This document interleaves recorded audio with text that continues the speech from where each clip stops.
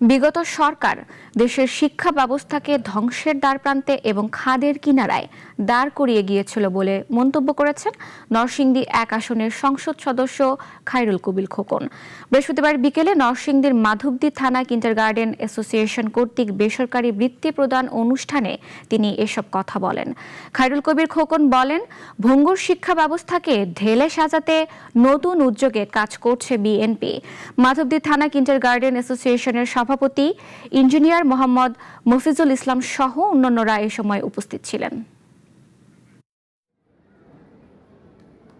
আমাদের আজকে শিক্ষা ব্যবস্থাকে বিগত ফ্যাসিস্ট সরকারের ধ্বংসের দ্বারপ্রান্তে খাদের কিনারা দাঁড় করে দিয়েছিল, দলীয়করণ এবং রাজনীতিকরণ চরম পর্যায়ে নিয়ে গিয়েছিল।